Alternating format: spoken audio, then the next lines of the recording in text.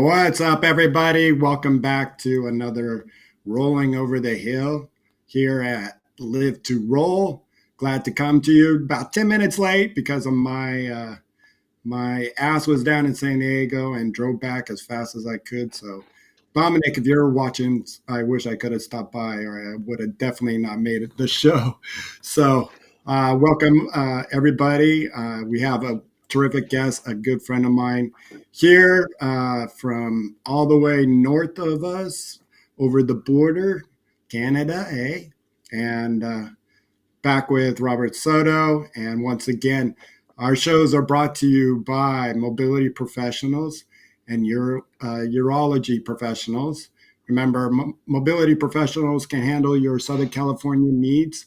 If you're in the Southern California with mobility of wheelchairs, catheter needs, you name it, they can handle it. But if you're not here in Southern California, can't get to mobility professionals, they do have urology professionals that can handle your urology needs. So now that we can get started with all that stuff out of the way, I'm Bobby Rohan. I'm 45 or 35 years post as of yesterday, finally. So broke that little milestone and finally got over that hump. And I lost my voice over Monday and Tuesday, got it back a little bit yesterday, so I'm a little hoarse. But welcome in. I'm here in Southern California. Take it away, Robert. How you doing, everybody?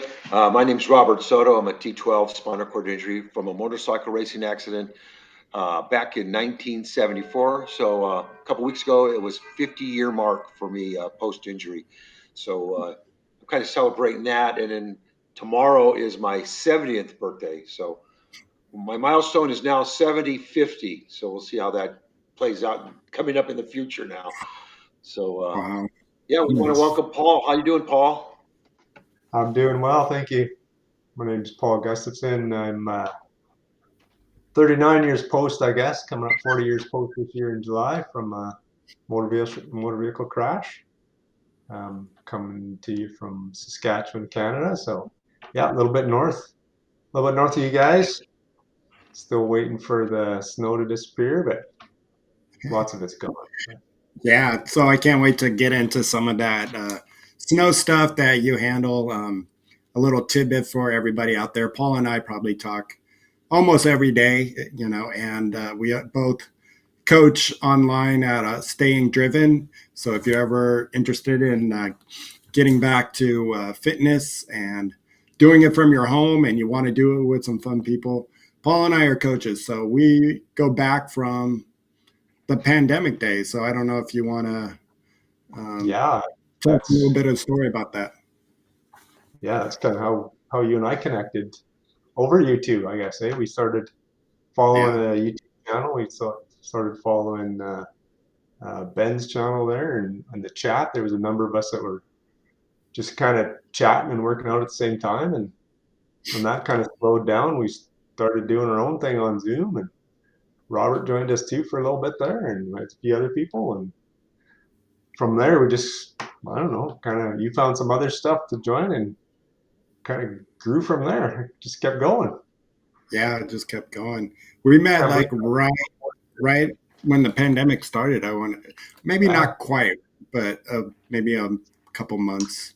Yeah, I started following Ben just before the pandemic, but he wasn't going live. I was just watching some of his videos and working out a bit at home, and then we started going live. That would have been a little bit after. We're pretty close to 4 years ago, bang on now, because we're kind of when everything shut down was in March. I can't believe it was 4 years ago already. I know it flies by, but so yeah, we started just chatting. It was funny when Adapt to Perform, which that was the YouTube channel, and check it out if you looking for some workout as well by yourself. He does a really good job, and Paul and I took the reins of a lot of his people that were working with him, and we had people from BC, Canada, England, help me out, Paul. We had where was Sergio from? Art, Portugal.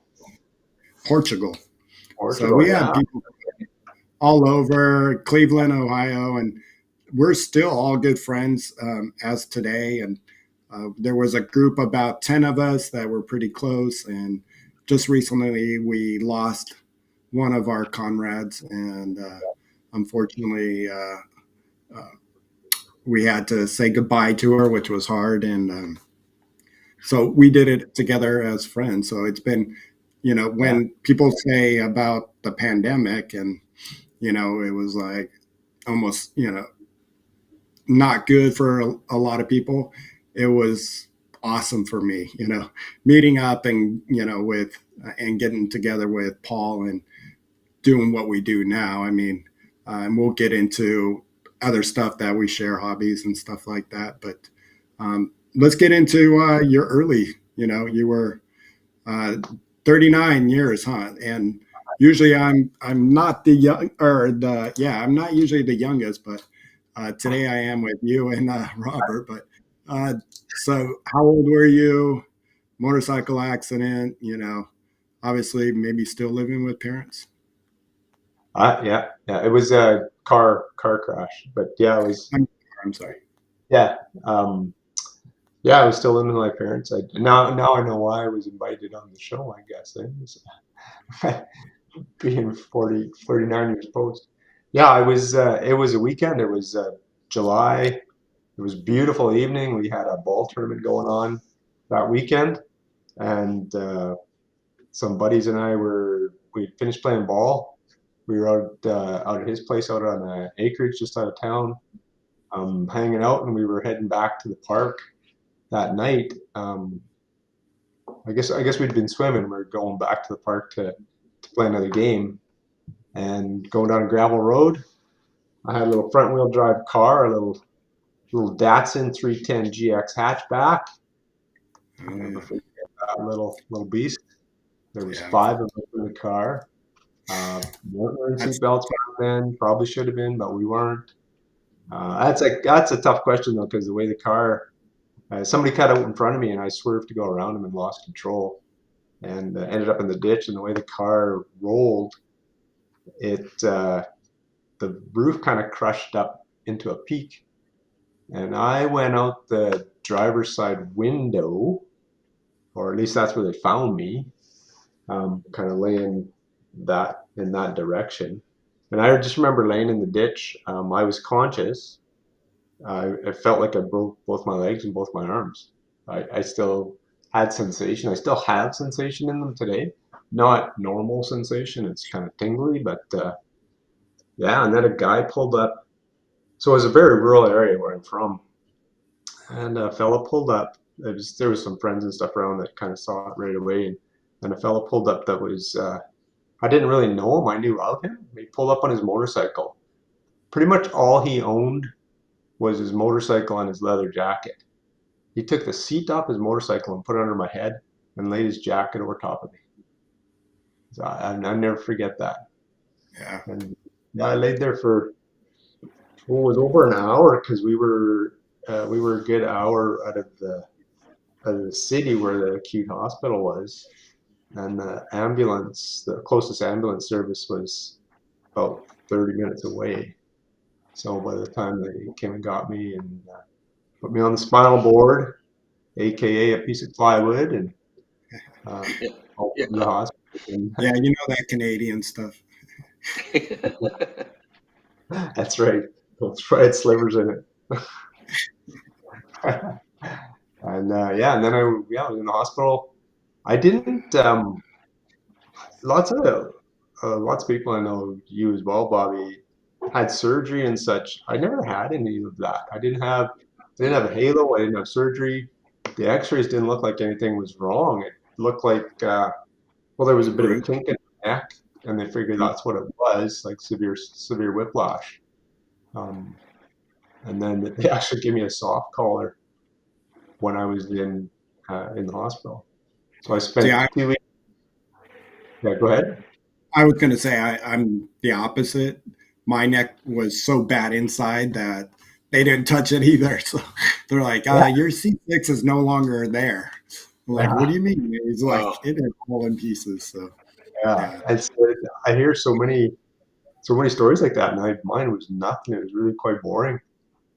So I was only in the hospital for 2 weeks, and then I was ready to ship right over to rehab right away, and then spent 6 months in rehab. Back then, rehab stays were a lot longer. Yeah, that's kind of what happened after that. And then after rehab, I ended up going back home. I mean, I was only 17, so back home. And how long was rehab for you? It was 6 months. I was in there from, well, 6 months short, 2 weeks. It was the whole stay was 6 months. Accident was on July 7th in '84, and I got out on December 23rd, I think, 23rd or 24th. Home for Christmas, huh? Right, right before Christmas, yeah. And then in January, I ended up going back to high school. So I was kind of at home, and Wow, pretty quick. yeah, You went yeah, back to your senior year? yeah, yeah. So it would have been grade 12, I guess. While I was in the hospital, I took 2 classes. Like it was during, well, when September rolled around. I took, I always say I took an English class, and my mom took a history class. She, she did the class. All I did was write the exam, but she did all the work. And it That's was great. funny that the history class was on American history. That's what it was on. She said, "Oh yeah, Which is an I mean, if there's one subject in school I always wish I paid more attention to is history. For, history is just so amazing how it repeats itself. And, it just like, I wish I paid more attention to history and got into it more with American history and world history. Pretty fascinating stuff. The older you get, you're like, dang it, man, all that great stuff that happened. And I just wish I knew more. I don't know if I'd remember it anyway. There's a lot of stuff I look back now. I can't remember anything I learned in school. well, the way they did it back then too. I mean, it wasn't like online. There wasn't any of that. Yeah. It was correspondence. So you'd get stuff in the mail, and you'd have to Yep. write it out and Or then mail it back. Mm-hmm. yeah, or look or check out the encyclopedia or something like that. Yeah, that's right. I don't really know why I did that while I was in rehab. It was just a service they provided, and I Yeah, kept, I remember the same thing. They just picked two or gave me credit for two classes during the summer. She's like, "Yeah, we have to provide this because you're under 18." So I remember, I think one of mine was English too, yeah, because practicing a lot of writing, and so I think that's why they did one, and I don't remember the other one. I think that's, probably just PE yeah, as physical therapy or something. Who knows? yeah. That would have been a good. That's what I should have signed up for. That would have worked well. Well, and I got passed to not go back for my senior year because she's like, you have almost enough credit, and I'm going to give you credit because of how much you learned, with the body and physical therapy, occupational therapy. So I got kind of lucky. And she goes, do you want to take the GED? And so I just took the GED. And because my school was going to be a pain in the ass to push around and really wanted more rehab. So thinking of that, I went home with a manual chair and with a power chair add on, which they still made that, but they don't make the one I had. But the day I got home, I took it all off and wanted to push. And I know you push your own manual chair as a C56. Yeah, Um, did you go home with the yeah. manual chair? That's an interesting point, Bobby, because yeah, we're very close to the same level, C56, and I have never been in a power chair. It wasn't an option. Like they didn't even ask me if I wanted one. Wow, wow! And I Like, had to fight for it. I had to fight for it. well, yeah, no, they just, well, I shouldn't say I don't know if it was an option. I don't remember it being an option. It was just kind of an automatic thing. It was like, yeah, of course I was going to go in a manual chair. Um, and then the power add-ons and stuff, that kind of stuff wasn't available up here. Well, it wasn't as easily accessible up here. Like I didn't know anybody that had anything like that. I remember when I was in rehab, my physio took me out one evening to watch wheelchair rugby back in 1984. And that's when, well, it was pretty early in the years when they had ABC, not the point system. And that's when Saskatchewan was like kicking ass all over the country. I mean, they would go down to Texas all the time, and there was a big tournament down there. They would go down and play, but the point system was different. And they took me out in rehab and watch it. And I was like, holy crap, that looks like a lot of fun. Back in that manual chair, back then in '84, were they still calling it murder ball? Because I know Canada started quad rugby. Yeah. And at one time it was named Murder Ball and wanted more players, I guess, here in the US, and they weren't going to get it if they kept the name Murder Ball. Yeah, they couldn't get a lot of promotional funding. Yeah, so they must have still been calling the Murder Ball back then. Because, well, Duncan Grant, Duncan was one of the guys that invented the game. I played with him. Yeah. I think he's still playing in BC, the quad father, they called him. Yeah, I think he's still playing it. Yeah, it's pretty cool. I mean, some of the stuff back in the day, like I remember the one team we played against, it was called them a bit of a redneck team. But before we had straps, we were playing in our everyday chairs. We didn't have rugby chairs, none of that stuff. And the one guy was so Velcro to the seat of his pants, and then Velcro himself to the seat of the chair. That was kind of funny. Oh my God. I remember the chest strap was 2 calf straps just hooked together and, tight as you can and just hope for the best. And once in a while you took a hit and you went forward, and always your plastic spoke guards got broken or something. It was like, yeah. Well, we were still in our everyday chairs, and they were talking about rugby chairs when they first come out, and so we're sitting there looking, and it's like, there's no way I'm taking 2 chairs traveling. Forget it.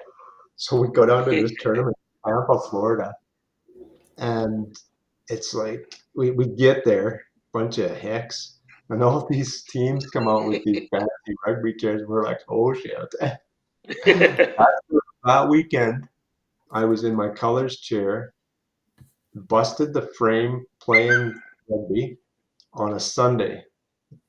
I had to jump into a taxi cab and drive around Tampa, Florida, looking for a welder on Sunday that knew how to weld aluminum. oh my gosh. That was interesting. Damn, right? I didn't have it. It was my everyday chair, and it was my rugby chair, all in one. That's crazy. After that tournament, we all came home and ordered rugby chairs. How long did you play rugby, and are you still doing anything in it now? Rugby, I'm now retired from rugby when it started hurting. I played competitively, would have been the early 90s up until about 2006-ish, I guess. Oh, wow. Wow. Yeah, something like that. Yeah. That's a lot of years. Yeah. And when did you start your family, or when you got married? And give me a little more background on your personal life, because I know you're a husband and a father. Yeah. I got married a long time ago. Don't ever hear. Don't let her hear that. A long time ago. Yeah. And if you do say the date, you better say the right one, right? I know. 1987. I got married in 1987 on July 17th, and I'd known her before that. We actually started going out in grade 11 before I was hurt. So. Oh, okay. Wow. High school sweethearts. And then I got 2 girls. If let me ask you this quick question about that. What was so? I mean, some at young age, I had a girlfriend, and we both looked at each other like, "We're young. You got a life that you're gonna have to go live." Meaning, go to the college you actually want to go to. I mean, because she was going to stay because of me, to a college down the street. And I'm like, you got accepted to another one in Illinois, and you wanted that one, so take it. Don't stay here for me, because I'm going to have to be selfish and a lot of work ahead of me. Was any part of that, or were you guys just, what was that dynamics like? Yeah, yeah. I, uh, I grew up on a farm, and I always wanted to farm. That's what I was going to do. I was going back to farm. So the province that we're in, there's two main universities, and the one, well, Saskatoon, where I am now, had the College of Agriculture in it, and that's where Barb was, and it was 4 hours away from where I was from. So I started at the other university, and we just kind of did a long distance relationship and kind of on and off. And then the following fall, I came up to Saskatoon to be closer to her and to go to university here in agriculture. Got here, met with the dean of agriculture, and he said, "Yeah, you should think of something else because our college isn't accessible." Not pretty much crushed those dreams. And there wasn't, like, the combination options weren't there back then. Yeah. And probably a good thing, because farming wouldn't have been a practical occupation in my situation. I mean, would have needed a ton of help, and I probably would have went bankrupt 2 years into it because I probably would have been very good at it anyways. But then, yes, I continued university in Saskatoon here, and so we were together, and she was working, I was going to school, and it just kind of worked out because we were in the same town, and yeah, it was. You can say it was. You can say it was a miracle you guys were together. I'm just kidding on that because we got Bernard in the house, but in our chat. So go ahead and chat any questions you have for Paul. We got Bernard and we got Grandma in the house, and but it's an inside joke that it's a miracle. So thought I'd give you a laugh. You're still there, Bernard. So you guys started dating more serious once.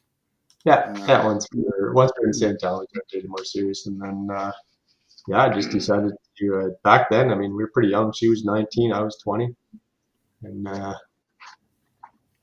it's lasted. So I guess we did something right. Yeah, so yeah, we're doing something right. good work, good work.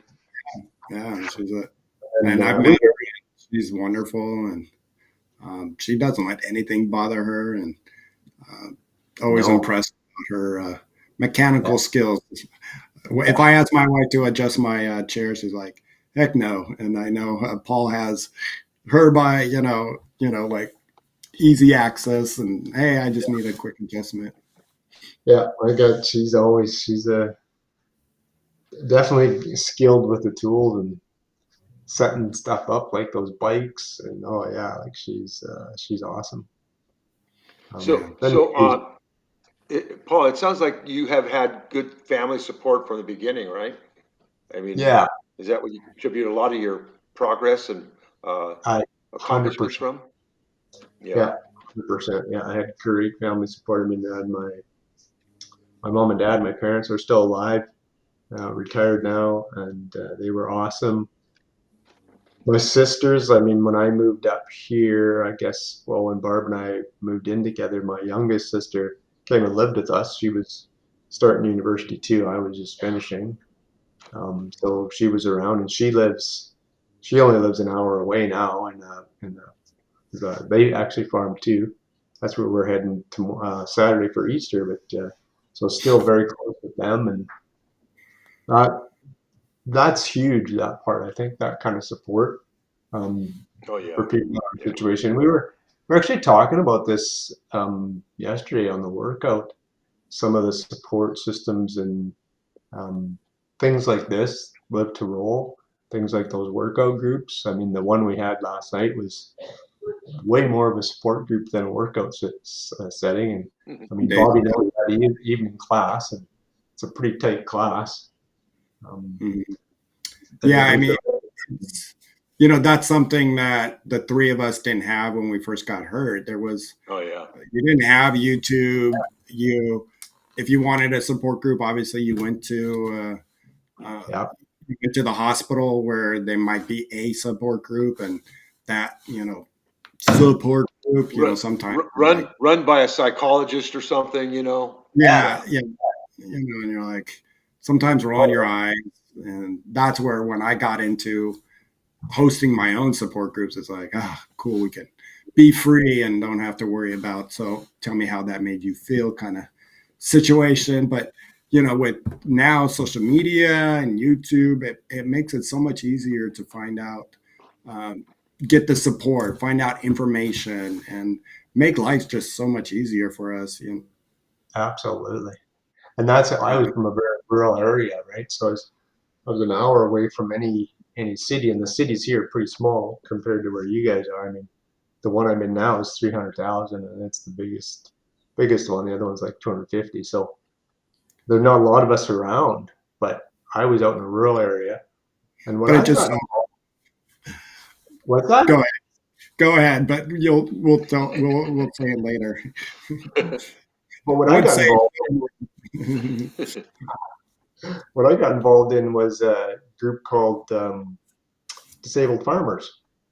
It was a disability farmers group, and that was pretty cool. It was all different types of disabilities. Like there was guys with amputations and guys with spinal cord injuries and all kinds of stuff. And it was in Saskatchewan, but it was across Canada too. And then it was down in the States as well. So they would have these little kind of mini conferences. And where I grew up, we were only 30 minutes from the U.S. border, so we were down there lots. Um, and guys would come up with cool inventions and stuff they did in their shops to make them accessible. And my dad actually built a stairway lift in our house on the farm that went into the basement, um, from another guy that had built one and just kind of patterned it off of that. And yeah, that was like my first introduction into support groups. like a stair lift. The stairway lift that went up and down the stairs. Yeah. One you transfer, or did you stay in Nope. your chair and it Oh my, cool. minute and a half one way. Wasn't fast. Got you up there though, right? Got you up and down. It got me where I needed to go exactly. Did you ever get stuck halfway up or anything? On that one, no, never did. Which is Cool. funny, is that we didn't have a generator or anything, and we are on the farm, but we didn't have any power outages when I was on it. Good. Someone watching over you. Someone, yeah, that's right. Ha. So how do you deal with the cold weather out in there up in there in Canada? Because I know I lived in Utah for a few years, and I obviously the snow isn't like what gets up in the north there, but I was using crutches and wheelchair, and neither one of them were better in the snow and ice. It didn't really matter. It was just I was always worried about slipping and falling, and the wheelchair Yeah, going a little slant and sliding down. So how did you deal with that? I mean, how do you deal with that? I mean, that's the mobility in the snow and ice is a definite challenge. yeah, and it's funny that Bobby was asking me about that for pictures and stuff. I was like, out in the snow, I don't have a lot of pictures because I try to avoid it. Yeah. I don't know, Shawn, if you're there and have those pictures that I sent over. Yeah, we had a couple of you in the snow, but the funniest one is the one with your dog. So that was a pretty good one. Well, and that's nowadays, and I find as I'm getting older, the cold bothers me more.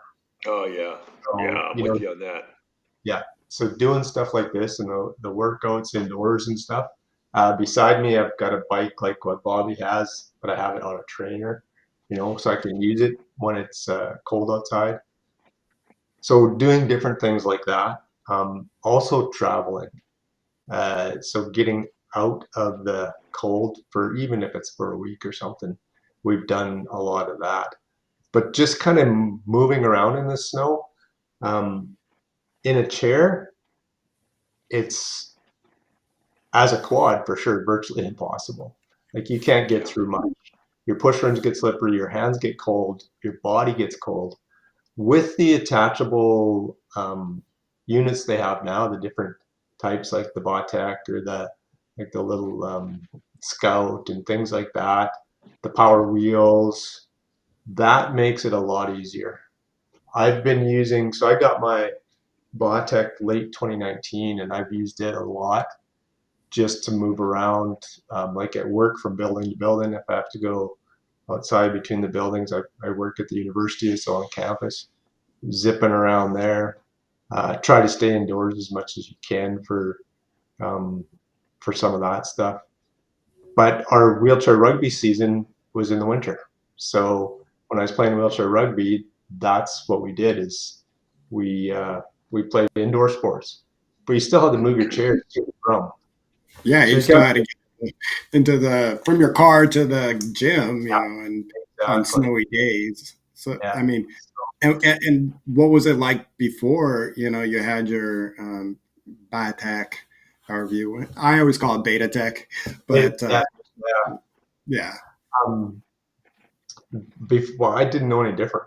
Like we didn't, that stuff wasn't around, so I didn't. uh, It's a dream now, but before you relied on people to clear the snow, or help push you through it, help haul stuff in, like volunteers for rugby. I mean, we had volunteers haul equipment in and out if they were around. It's a pain in the butt. Like it's not fun. Yeah. did you have to Yeah. have like a lot of assistance if you were going from building to building? On campus and stuff. Um, Not if they cleared the snow, it was okay. And then I would avoid some of that. There's lots of most of the buildings and stuff are connected, so there's different ways to get through paths and stuff like that. Tunnels, so you just use a lot of that. It takes a little bit longer because you got to go up and down elevators and hit ramps and stuff like this. And even like the Botec for going up and down ramps and stuff on campus. Like now, I have to go from one end of campus to the other um, for two different jobs I do over there. And before, I'd have to go out of one building, get into my van, drive around to the other side of campus, get out of my van, park it, go into that building. Yeah. So it Yeah. was a half hour. It was a half hour transition between two different things. Now it's 10 minutes. I just clip onto the Botec, zip from one end to the other end. I did it twice today, earlier today. And you got the mini, right? Or do you have the mini one? No, I've got uh, it's kind of an E2, it's an E2, not scrambler. I know it's kind of an E2 on steroids. It was kind of a custom build. So it's an E2 with a little bigger motor and it's got a 18-inch wheel. So it's a little bigger than the Mini. The And Mini, how much did you pay for it? Or how much do you know if they're going for? yeah, it was in Canadian dollars. It was Yeah. 12,000. So it's 12,000 Canadian. So that would be like 8 or 9 American. Yeah. Uh, Which I do want to get into that when it's a funny thing when we obviously you pay a lot more for a lot of that equipment. Yeah, but yeah, depending on what the dollar's like, that sucks.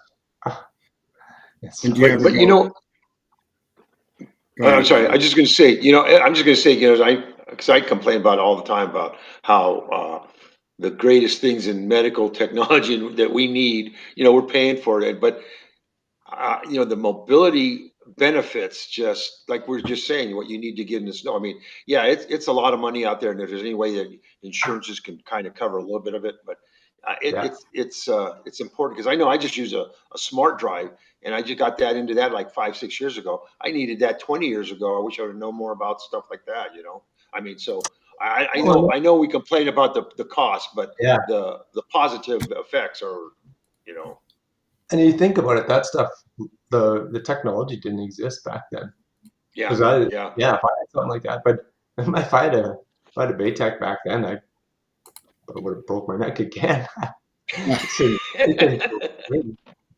but I mean, mine in the summer, in the summer and the spring and stuff, I don't take my van to work. I just use the Baytech Botec zip Yeah. to work. It's about takes me 20 minutes to go from my house down the bike pass to get to work.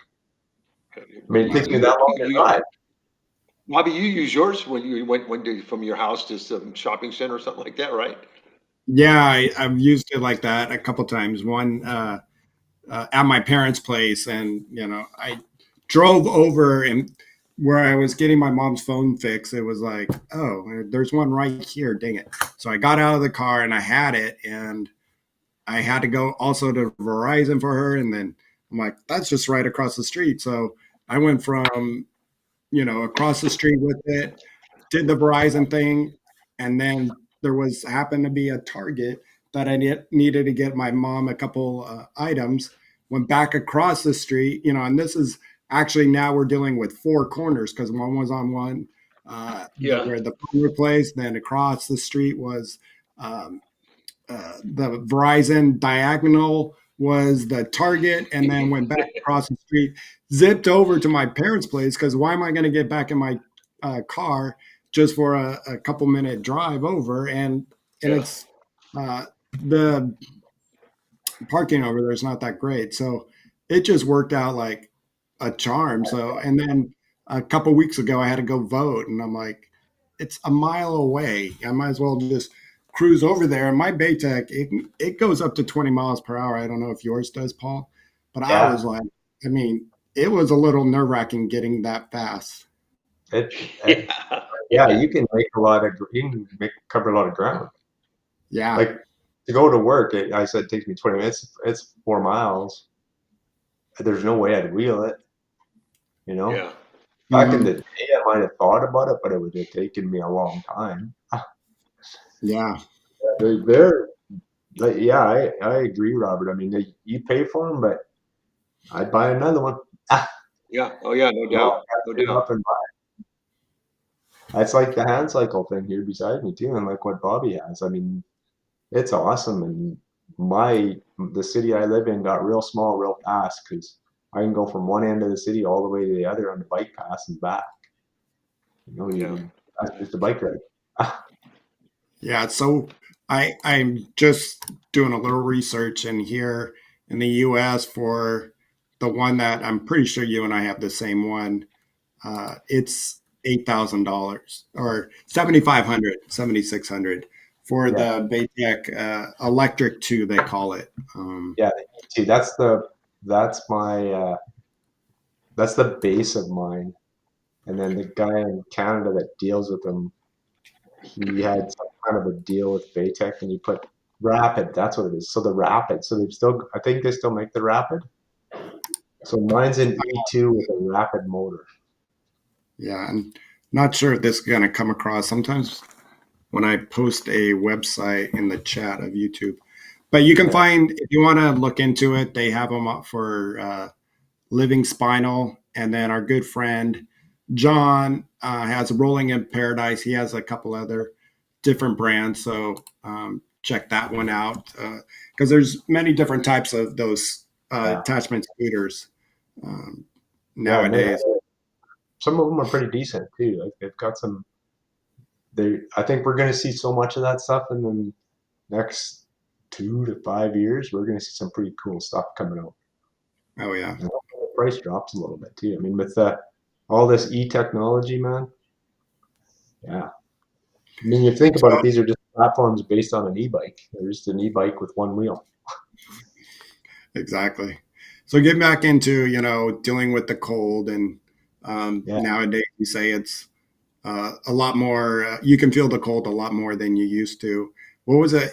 What's is it not as hard as we all think, especially us two here living in Southern California? Is it not as hard in the sense that they pave a lot of things quicker?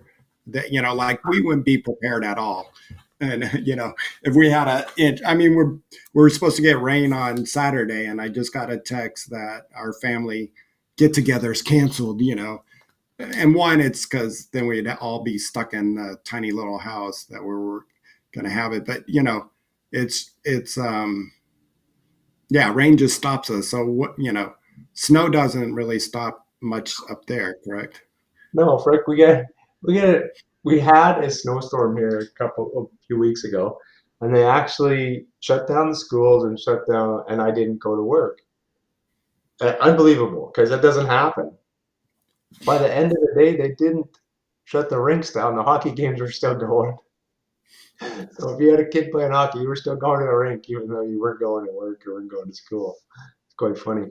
No, it's I don't. I think as human beings, we get somewhat accustomed to where we are, the climate that we're in. As quads, I don't necessarily believe that so much. I mean, I was down where you are, Bobby, and went wheeling around the neighborhood, and your streets are like the gym floors up here. Like our streets they're paved, but they get so beat up in the winter. Like right now, and the street right now is full of a bunch of little stones because they put sand all over the streets in the winter to keep the ice off, right? So Yeah, I just there's a avoid stuff like that. If I'm gonna go for a wheel, I'll go to one of the community centers that has an indoor track. The one that doesn't have a padded indoor track, it's got a nice hard one. Yeah. You go wheeling on something like that. Um, that's why the biking is so nice because the biking can handle that kind of terrain, and I can put on a lot of miles doing that. But it's the warmth, it's the staying warm. Like right now in my house, I have it set for I'm going to say 73 and a half degrees is probably what our house is set at. Because it's cold and actually I shouldn't even say it's not even that bad out today. I should quit whining. Right now we're sitting right at freezing. So that's Wow. I I'd be know, whining. but it's so we're starting to get into that. The warm up supposedly. I say that and I've got so Alberta is the province beside us, and we got an Alberta Clipper coming in tomorrow, which means we're going to So get that's even cold. snow, rain, and Yeah. crap tomorrow. I So thought, well, have you noticed the cold from the beginning of your injury to now? Has your body felt any different, or is there any comparison between the two? I think it's worse now. What I noticed, and what I've always noticed, is that when my legs get cold, they don't warm up. My legs and my feet. So if my Yeah, legs my and my feet legs don't. are cold, and then when I go to bed, I can't get to sleep until my legs warm up. Yeah. So in the yeah. winter, yeah. So going to bed, I use like a heating blanket or I've got it's a bag of wheat that I throw in the microwave, like a wheat bag or a heating bag. Use that all the time. But I can't sleep until my legs warm up. And I've noticed that seems to be worse now. Um, Another thing that's kind of annoying is like bundling up all the time. So if I want to go outside, I gotta put on my coat, and I gotta put on my mitts, and away Yeah. you go. Yeah. That gets old.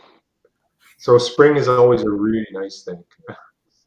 Yeah. See, I bet. yeah.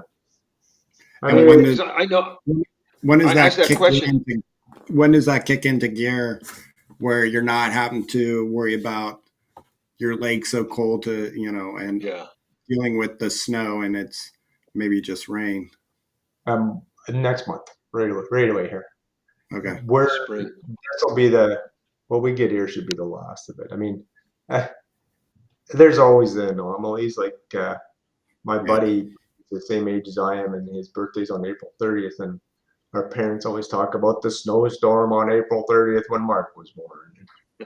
So you have weird things like that. But then, was it 2021, Bobby? I was out, or was it 2020? One of those. I was out on the Baytech in 2 weeks ago biking with my kid. It was just a weird warm spring. So this we got a really slow warm up happening now, but it should be April. It should be getting pretty decent in April. But Yeah, then again, in Colorado, my brother-in-law, he lives outside of Denver up in the mountains, and he always just says, really, our snow doesn't come until March, April, and they just got about a 4 foot snow. So, and we had I live in Orange County, so Orange County, California, but so yeah, I'm sure that's where a lot of snow actually comes into play. Because storms come and go a lot quicker too, and they got a lot of more cold systems that come and go. You had a question, Robert? Yeah, I just wanted to say, because I know for me, aging, the cold weather affects me a whole lot differently. It never used to bother me until, recent years. And, but it's like a bone chilling cold. I mean, even though we don't get the cold weather here like we do, like you do. But the thing is so do you wear, because my legs are constantly cold, no real cold to the touch and all that. So I'm always wearing those stockings just to improve the circulation and trying to do everything I can. So do you think it has something to do with the aging piece as a spinal cord injury, or is it just aging? I think it's probably a combination myself. I mean, I think people that even like people around here that are aging, they always say the cold bothers them more. Like my mom says that. My mom used to be hot all the time, but now Yeah, she gets. yeah, that's me. Yeah. I Yeah, think for spinal cord injury, it happens sooner. Like I've been in a chair since I was 17, so I think it's just happening sooner than if I was able-bodied. Being this age, being able-bodied, like my buddy next door runs around in shorts all the time. I mean, he's married to a quad. He's married to a quad who keeps the house warm. So he's, I don't know if he even owns pants. Um, and I wanted to say that earlier when you were saying how small population of especially dealing those with spinal cord, and here Paul lives next door to another quad, same level. that's a funny story. So the way that happened is, so she's from out of town. Barb and I were living here. We had a house over in a different part of town, and we were building this house that we were in. This was back in '96, and we were trying to sell the house. And I knew she was moving to town. I worked as a rehab counselor at the time, so I'd been working with her a little bit. And I said, "Well, if you're moving to town and you're going to get married, maybe you want to come and take a look at my house. It's we renovated it, it's all accessible." So she came and looked at it, and then she said, "Well, what are you guys building?" And so we brought her over here. It was just a shell at the time. There was nothing much built. It's a new area of town, so it was just open lots. Um, she ended up buying the lot beside me, and not only did she buy the lot beside me, she built the same house. She's got the same floor plan, just flipped. So we're side by side, and they're really good friends now. Like we travel together all the time. And, he's his wife, her husband Mark, the one in the shorts all the time, is a welder. So that's really handy to have a welder beside you. So he's the guy who built the kayak racks for our trailer if we go kayaking, and my little skier here behind me, he built a frame for that. And yeah, it's pretty handy to have a welder beside you. I used to call him 911 because during the rugby years, when I was in the garage transferring into my chair, I'd often hit the floor and say, "Mark, come pick me up off the floor." So at least you have that neighbor that understood. And my neighbor, Absolutely. he panics anytime he's ever had to help me. He's just like, "Oh my god!" I'm like, "Let's do this." He's like, "Are you sure?" Oh, oh, breathing. Hyperventilating and everything. I'm sure it's nice to have a next door neighbor, that is a husband to a quad that can, hey, he's fine. Yeah, he understands. Good. First laughs at you, then he goes and grabs a beer, and then he says, "Okay, I'll pick you up now." Yeah. I don't know if Shawn got those pictures. I tried to resend them to Shawn again, and it's in the Google Drive. But um, there was a picture of him. I think is that the picture of him and his shorts sitting next. You guys are sitting side by side, and And that was a couple of years ago, 2 weeks ago. I mean, we're sitting out in front of the garage. The sun's coming in, and when spring hits, the sun comes in, and it's really nice and warm, just like down there. But you got a snowbank right beside you. So oh, we're funny. sitting on the driveway having a drink, and there's a snowbank in the backyard or in the background. I'm sure he's in his shorts in that picture too. Yeah. Yes. Mickey was asking if that's the guy that helps blow the snow for you guys. Yeah, that's Mark. Yeah. Hey, Mickey, That's a good. that's That's a good neighbor. That is a good neighbor. But really, I've heard from time to time that it's usually your wife out there shoveling the snow. hmm and yeah, she gets out there and does it lots. But when it's a snow dump that needs a snowblower, Mark fires it up and cleans us out. I said, "Well, thanks, buddy. Now I got to go to work." So you got Yeah. two daughters. What's that like? And did you have him the natural way, or did you have to use uh, maternity? Well, if you ask Maternity. You can use it. if you ask them, they think they're test tube babies. Um, and so to their friends, you are a test tube baby? It's like, no. We did. Yeah, I got two daughters. I got a 22-year-old and a 16-year-old. Um, that's probably a whole other show trying to deal with two daughters. But I bet. we did it. We did it. Oh, there we go. There's a skiing picture. That was in one of those. That wasn't even a bi-ski. That was one of those sled. It was kind of like tobogganing down the hill. Yeah. Tell you to put yourself in and away you go. They talk about these new types of skis out there that are just amazing for quads and Yeah, paras and just so easy to handle. I guess the way they have the skis out on the side and you just back and yeah. forth. You know. Well, like what? Yeah, Shrub and Caitlin. Those guys who were out there. Those ones look pretty cool. Ones they were on. They were last week. Yeah, that was. So that was a freak Oh. snowstorm.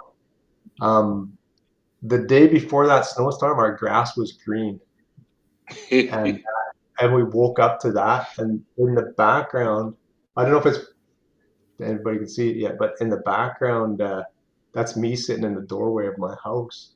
Yeah, we Um, can barely see you. Yeah. It's your yeah, head. yeah, that was October. I think it was Wow. October 11th, and that was just weird. Like that was, yeah, we had green grass and everything the day before that. That was a nasty one, and then it disappeared. Yeah, I don't think I sent them to you, Bobby, but we had some other pictures where we got kids making snowmen, and the grass is all green underneath it, and the snow was gone. Wow, still green. Yeah, So here's your bundling up in the snow with your backpack. cruising around in the back after that. Yeah. So again, it's like a path like that. So that's just a path out in a park, which wouldn't get cleared, and I wouldn't be wheeling down that path. But with that type of, again, having the Baytech, that type of technology, the guy can get around way way easier. Bernard, we just looked it up. If you look in the chat earlier, I put the website from Living Spinal, but they're about 7,500. That one's the beefier and faster. Yeah, the nowadays there's one like the Scout that Anthony has. You'll have to ask Anthony, and um, that it's a miracle that he has it. Just kidding, there, Bernard. But uh, that one's a lot cheaper, where you can get the para version for about 2,500. Yeah. Um, Yeah. Yeah. about There that. are a lot. There's a lot of people out here that use those. I see the Scout a lot now in different events and things like that. They're You pretty guys lightweight too for what they are. you have the perfect place for it. That's not a Yeah. winter picture, but that's a summer activity, and love doing that.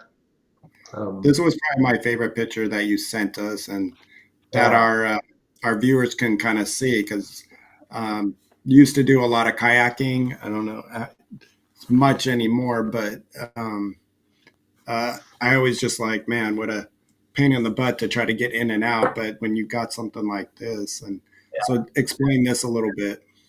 so that's Mark in the background. That's my neighbor and the welder who built the racks. It's just a little utility trailer. He's got one and I've got one, and he built the same racks. And then we got a couple of Hoyer lifts, and he just welded a piece on the side of the trailer, and we can slide the Hoyer lift in um, to get in and out of the kayaks. We tried a number of different things, and it was, I mean, Mark's getting a little older too, and I wasn't that light to be lifting in and out of a kayak, and he was lifting me and his wife, and then and Barb was helping. It was like we got to figure out a better way, so we come up with this idea.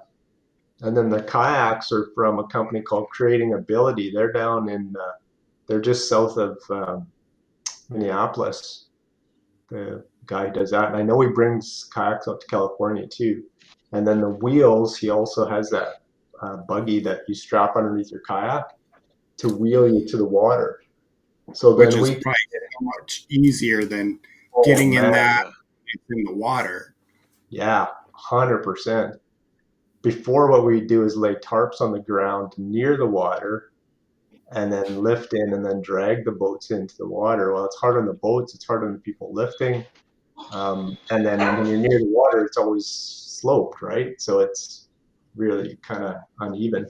In the background, that blue piece in the background is a pontoon that attaches to the side of the kayak for stability. So, and they've got really good cuffs for quads to hang onto the paddle. They're awesome. Like that, it's just such a nice setup.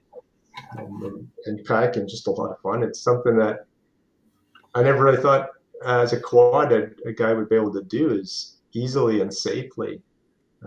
But yeah, flat water for sure. Never tried anything too That's pretty rough. Yeah. nice. Flat water, it's great. It's a lot of fun, and it's got that one. Those boats have special seats in them, so you can get a special seat that gives you a higher backrest. So for a higher injury, like Delenn is a higher injury than me, she's got lateral supports um, for stability and stuff. So it's pretty awesome, pretty cool. Nice. So summertime is beautiful. Doing that. Sure, I'm sure. Yeah. What was I going to ask you? So kayaking, anything else you got a hobby for out there? Hand cycling, 100%, man. Hand cycling, loving that. Curling, tried curling. Curling's fun. The issue I had with curling was staying warm. And that was a few years ago we tried that, but they still do it. There's a curling team. They just actually had I don't know if it was an international or national bonspiel in the province here that they've got a local team. Um, and I was using the push stick for that. And then we just had somebody behind supporting. We sometimes put curling rocks behind the chairs to support them too, but it's fun. It's just, it was cold. And the inside the curling rink is not that cold. Like but it wasn't for me. But once you get out on that ice, and Yeah, yeah. probably And pretty cool. like my kid is my youngest daughter's a goalie, so I got to go to the rink and watch her just because that's what parents do to be a good parent and Mm. miss more And games. we have a picture of that because it's not hockey, but it's called what? Ring it? Yeah, try it. You're close. Ring Ring it? it, Ring it? ring it. Like bring it, but ring it? Like ring et. So Et. ring with an et on the end. Oh, you Canadian. That actually was invented in Sweden, and it was a female sport. It's not some now. It's not just a female sport, mostly a female sport, but it's kind of a combination of. It's got some soccer rules, basketball rules, and hockey rules. It's played on ice. It's played on an ice surface, so it's cool. Mhm. Fun to watch. Yeah. But of course, it's a rink, so you got to almost sit in a rink, which isn't necessarily warm. Why couldn't she taken up swimming or something so I go sit at an indoor pool where it's warm? Yeah. No kidding. Water polo. You could have played water polo. A summer sport. Yeah. It's all good. It's all And good. that's your youngest that's playing? Yeah. It's Olivia. She's 16. And did the other one play any? Yeah, she didn't play ringette. We tried. She didn't want to do that. She played volleyball, basketball. There's ringette. Oh, good indoor gym stuff. Yeah, good indoor gym stuff. Yeah, so she had, that was kind of her thing. And ball, they play ball too. So in the spring and summer, we play some ball. That's always cool as well. But you'd asked me earlier about kind of having kids and stuff, and we did it. Yeah. What did they call it? In vitro. Yeah. Where they, Yeah. I was able to provide a sample, like a sperm sample, and then we were close enough to the hospital. Barb, we did it at home. Barb took it up to the hospital and then was inseminated. So it didn't work right away. Few times for sure. Olivia was. No, you can use that word miracle for Olivia because Olivia was the miracle. We were going to try it one more time, and if it didn't work, we were giving up. But we ended up with Olivia, so that's pretty cool. And then there's you and Barb out on the water. Yeah, paddling and cruising. That was a winter holiday, so that was in February of last year, hitting the Caribbean on a cruise ship. So in February too, you're not always dealing with snow and the lake frozen over. But... Yeah. So that was pretty cool. Pretty cool. Yeah, and that was Barb and I paddling in the summer. So that's what I did when I discovered kayaking. I went and bought my wife a kayak for an anniversary. I said, "You're gonna like kayaking too." Well, it's probably pretty nice to have a hobby you guys can do together, and like a sport. Kind of like our now riding our hand bikes. So right. For anybody that just joined us, Paul and I have, I don't even know which way to go, but it's so right behind me too. But we have our Striker hand bikes, and which is so funny, it's a lot more stuff to the hand bike than those Baytex, and they're the same price, $7,500 to get the quad version of Striker, and that's called the Striker hand bike that you can get from our friend John at Rolling in Paradise, and it just, it's electric, it's so easy to do, and that was, I mean, not that I put all my friendship on, just thank God I met you, and the biggest reason, thank God I know you, because of the Striker hand bike now, and what you turned me into, and a freak of getting out there and riding, 30 and 40 miles, or you should say 60 kilometers. 60 kilometers. What you do 60 kilometers? I should probably apologize to Ellen for that. I never see Bobby on his bike. No, they're pretty amazing. So I have a question for you, Bobby. You were a cyclist before. I mean, I loved biking before I was hurt, and then still love it now. But you were a cyclist. You were competitive. Yeah. And I know before you got that bike, you were kind of like, well, it's so different now but now that you have that, and you obviously love it, what do you think of cycling now? The same. Good question. I love I still love that, there's regular bikes, and that's great. And I'm still passionate for the sport of the Tour de France and other races that I can name out, but people aren't going to, actually know what they are. But usually everybody knows the Tour de France, and I, and love now even more with mountain biking, and hopefully get to try a mountain bike soon that you got to try it, but I just want to try it. Not that I want to get into it, but cycling is now, because it still hurt a little bit to go out there and do miles, but now that I have my striker and I can do miles, it makes it, yeah, just a little more enjoyable. Now I don't get that when I'm watching the Tour de France, like, uh, no, I watch it early in the morning and then go, you know what? I'm going to try half of that distance that they did. So that's the beauty of riding those, the electric bike, and especially for both of us with the, limited upper body strength with no triceps, and it attaches to our wheelchair. Shawn, if you wanted to put that back up, the attachable, but it's just so great that it just so easy to attach to our wheelchair and pop up and go, and not worry about hills, and not worry about making it through the stoplight in time after it turns green. So many things on it, and just it makes you can do you know 60K if you want. Yeah, that's right. They're just awesome.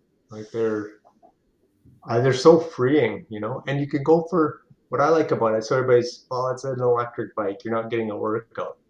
Hell, I get a better workout with that than I ever did with my regular hand cycle because I can keep the momentum up, I can keep the pace up, and I can also go biking with friends and family.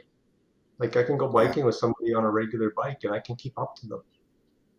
yeah. They can, We had a board meeting for our nonprofit, and we got to do a 10-year wish list, and one of my number one was, I want these electric hand bikes for quads, because when we take quads out, or they get into our hand bikes, it's impossible for them to move it, and they hurt the next day, and so it's not fun. It's not yeah, it's not fun like it is now. Like, can you imagine if we would have had these things 20 years ago, 10 years ago? yeah. I would have been broke poor, because I wouldn't have been going to work, and that's all I would have been doing is riding, and probably not have this house here in Southern California. You have to work to have this kind of house, but it's yeah, I would Yeah, have been homeless, but I would have been happy because I would be on my bike, and like a homeless person always looks for a phone charger. I'm looking for a charger for my bike probably. So like, yeah. Well, and I mean, I'm on my second one because the first one I had, I showed a friend of it and she liked it so much, I sold it to her and I bought another one. And since then, I've got two other friends that have tried it and went and bought them. Well, plus you, Bobby, you went and bought yeah, one. yeah, I bought one because of you. If if you like that kind of stuff and you try this out, it's just fun. And I know we got to wrap up, and I'm sure we've gone, a little over our time. But one question I have is, here in the U.S. we get grants. Kelly Brush Foundation, you can get grants for that type of hand bike.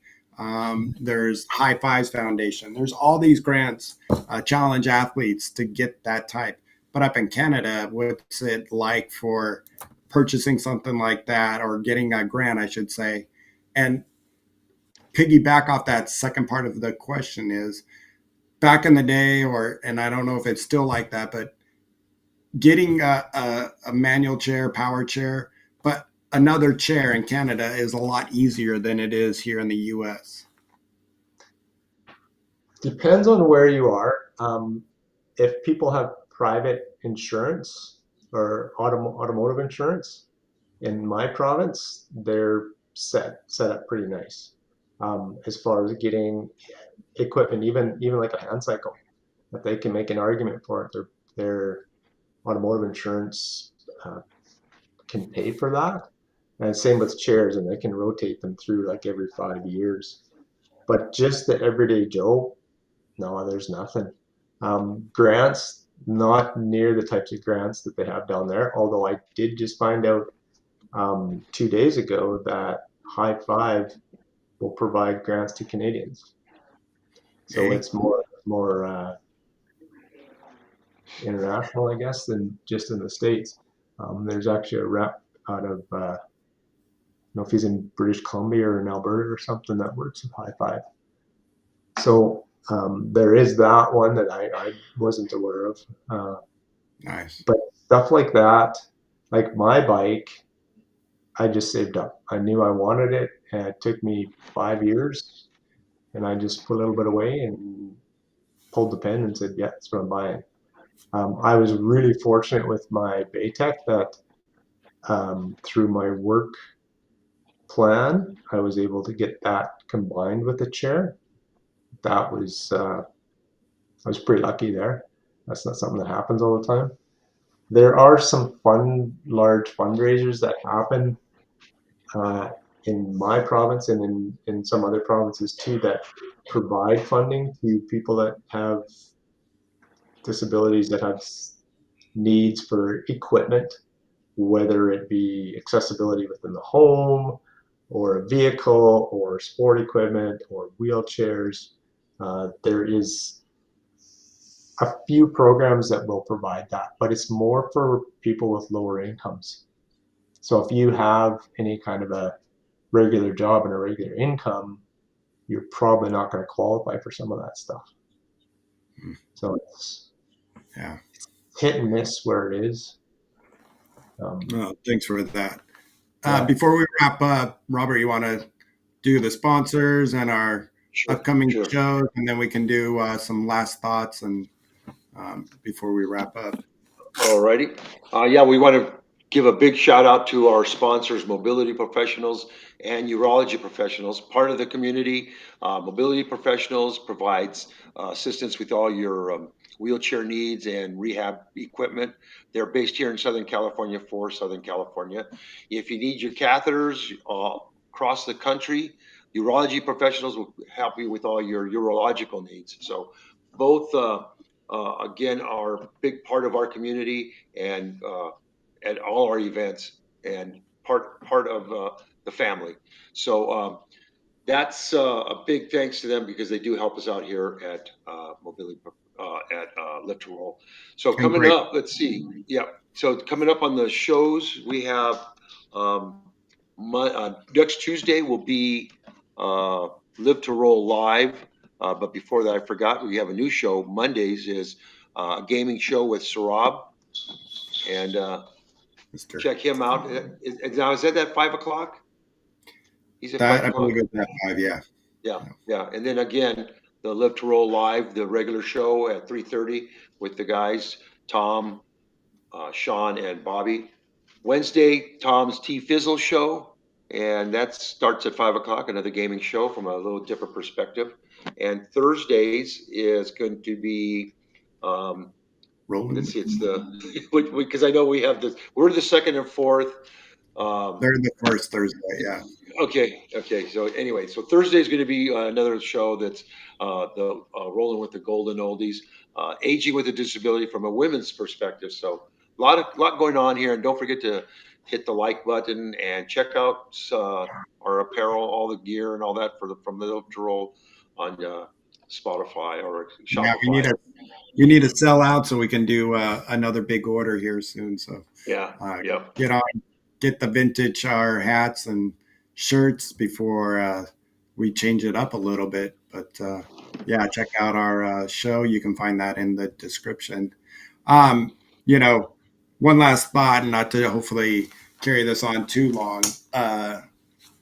So you wheelchairs, if you have the easier insurance to get, it's a little bit easier and not as much restriction like we have here in the U.S. Meaning you have to justify. Spenergy is really good, but doctors, going to doctors. I kind of just know this from firsthand. For us, it's fairly easy to get in to see doctors. What's it like up there? It's it's not that it's hard to get into doctors. It's hard to get into doctors that know anything about spinal cord injury. That's the same here. Yeah, I mean, I can go see a doctor, my own doctor. I talked to him the other day, and I was talking to him about something. I said, "Oh yeah, I'm working out regularly and doing cardio." He looked at me and says, "You can do cardio?" Like, oh my God, why do I? That's scary. Yeah, That's scary. yeah. So now some of the bigger centers, Toronto and Vancouver, have excellent spinal cord injury doc specialists. I was fortunate enough to be at a conference with one from Toronto there last month, and some of that stuff it's less accessible out here, but I can still tap into it. But like some of the stuff like Bobby, you and I have chatted, and some of the specialists you've had access to, yeah, for me it's months waiting, years waiting. I had an MRI, I guess it's a year and a half ago now, and I waited. I think I waited 10 months to get in to get one. It was, yeah, it's not good. That's you talk about, oh, Canada's got free healthcare, blah blah blah. You gotta think you kind of get what you pay for. It's not all crack up. Yeah, it's in crisis right now. Yeah, I think across just across the board, it's in crisis. Yeah. No matter what country you might be in. Yeah, exactly. Exactly. And some of the things that frustrate me are you've got like we've got a fair amount of immigration as you guys do, and I've met the one fellow I work with. His wife is a pediatrician from the Philippines. They won't give her a license to be a pediatrician here, yet they keep complaining about not having enough specialists. Yeah. But they won't. She actually has gone down to the States now to get her relicensing, and it was way easier and much cheaper. Gal that was in helping me today, she's an RN. She was an RN. She got her RN degree in India, and she's been here since 2016. And they want like $20,000 for her to take some program to be licensed as an RN. It doesn't make sense, and they're short of RNs. They're short of all this medical staff. The people are here, but they won't. They won't That's another topic. Yeah. Yeah, we'll have to have you on our Tuesday show and talk about that. I'm sure our good friend Tom can really dive in with you on that. So, Yeah. any last thoughts, Robert? No, just pleasure to talk to Paul and kind of share our experiences in different parts of the country there, one in Canada and us down here complaining here in Southern California, which is ridiculous because it gets 60 degrees and we're cold. So, but yeah, thank you for being part of our show today Absolutely. and sharing your experiences and just sharing part of your life. Yeah. Good deal. Yeah, we've had you on the show before for a topic, but we didn't really dive into your situation. So, and you're part of our family now that you've been down here, and so you're definitely in the Live to Roll. And if we had to break out and have a Canadian version, we can. There we go. Definitely get to turn to. So. Absolutely, no, honored to be on here, guys. Great to chat to you guys, and it's amazing. A long distance apart, but feel like part of the family, so that's pretty cool. And I know you have apparel, so I do, and I did put it on today. I don't know why you're not wearing it today, but okay. I know you have a hat and No, it's all good. Hey, thanks a lot, Paul, and we'll be back. Remember, as Shawn put up there in the chat, our gaming are on Monday and Wednesdays are at 5:00. Our Tuesday show is always at 3:30, and all of our shows on Thursday, the women's show, our show is at 3 p.m. So with a little, just think of Thursdays 3 p.m., Tuesdays or Thursdays 3 p.m. and Tuesdays 3:30. And then the other days are 5. So just three times to worry about here. So. Just keep in touch with the website. There you go. Yeah, let's go to the website.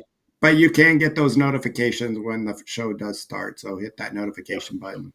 But Paul, hopefully spring's out and get your ass back down here to Southern California so we can go riding. And, on the list.